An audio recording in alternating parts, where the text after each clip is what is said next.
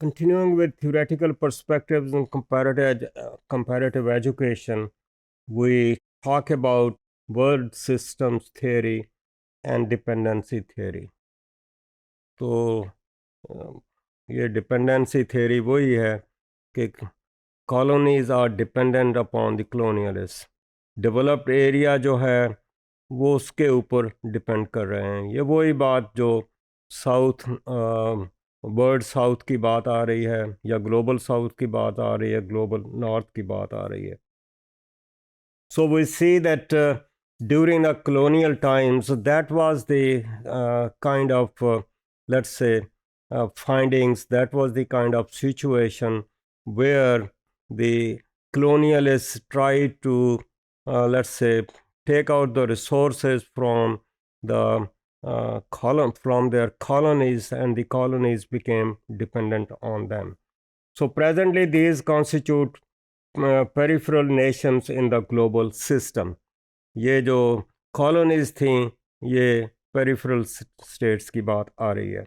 So global south continues to supply raw materials and cheap labor to the industrial centers. So that approach north south की developed underdeveloped जो हैं they remain dependent on the developed kind of areas. वो एक system ऐसा बना जिसमें वो बात चलती आ रही है.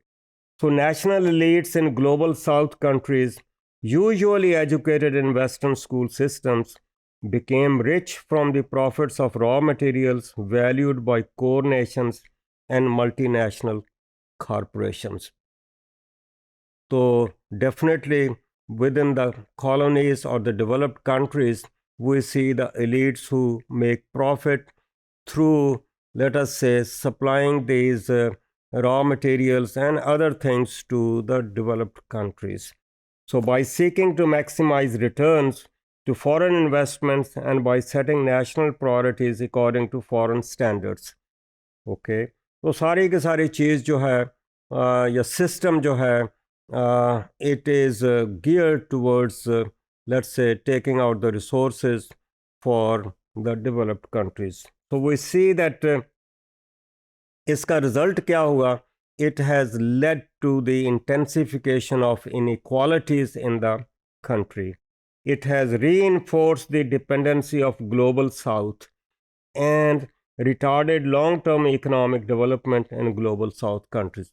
This is the let us say pattern of global south and global north. So developed capitalist states are often involved in the educational development of developing countries. अब वो डेवलपमेंट कंट्रीज़ का अगर एजुकेशनल सिस्टम में involve हैं तो वो कौन सा सिस्टम डेवलप करेंगे? वो वही करेंगे which is suitable to them, और मे बी उसमें बहुत सारा ऐसा सिस्टम होगा which might be imported from outside. So it serves the developed countries by training the workforce to capitalist specifications, resulting in return of capital to the same nations. So इस तरीके से ये countries जो हैं they remain dependent on the developed countries. So that dependency theory explains the relationship between societies and education. So that is one thing.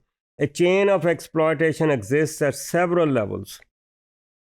Developing countries and world organizations coordinating education worldwide over developing countries. अब ये international organizations हैं जो ये काम करती हैं. So we see that centers of power in third world countries, वो वहाँ पर भी बात आ रही है. विद इन द कंट्री वो नॉर्थ साउथ की बात आ रही है, सेंटर्स ऑफ रूरल अर्बन की बात आ रही है. जो डेवलपमेंट की बात आ रही है वो अर्बन एरियाज़ में है और रूरल एरियाज़ जो पेरिफेरीज में रह जाते हैं. सो डेवलपिंग एरियाज़ में gain by getting some needed resources and jobs, और उसके बाद जो हैं दूसरे जो हैं एरियाज़ वो पीछे रह जाते हैं. और इस डोमिनेशन की जो प्राइस है वो हम फिर एजुकेशन में पे करते हैं. In education, this includes curricula, texts, and reforms. Okay.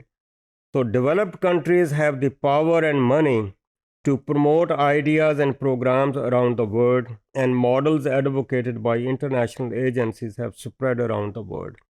अगर हम उनसे एड ले रहे हैं, उनकी हेल्प ले रहे हैं, तो वो हेल्प जब देते हैं या एड देते हैं तो उसके साथ बहुत सारी स्ट्रिंग्स अटैच की जाती हैं, और वो स्ट्रिंग्स फिर अफेक्ट करती हैं कि किस किस्म का करिकुला होगा, किस किस्म की टेक्स्ट बुक्स होंगी, और किस किस्म की educational reforms. So they become the dictators of, let's say, education system. So that is one theory. The other one is reproduction and resistance theories. So at the micro level, reproduction and resistance theories argue that elites who dominate capitalist systems mold individuals and societies to suit their own purposes. एक system बन गया और education के through then they continue reproducing the same kind of thing. वही चीज़ उनमें reproduce की जाती है, thinking जो है वो ख़त्म कर दी जाती है. The argument is that local schools can increase inequality through curricula and teaching methods. तो अगर ये स्कूल जो हैं they are serving the interests of the capitalist class, then they will be instrumental in the continuation of inequality. उसमें reproduction definitely चलेगी, और class based society है ये कंटिन्यू करेगी, और उसमें जो बेनिफिशरीज होंगे वो एलीट होंगे, और क्लास स्ट्रक्चर जो है वो it will continue to persist. फिर अगला एक पर्सपेक्टिव है legitimation of knowledge perspective. So legitimation of knowledge perspective refers to what those in power feel.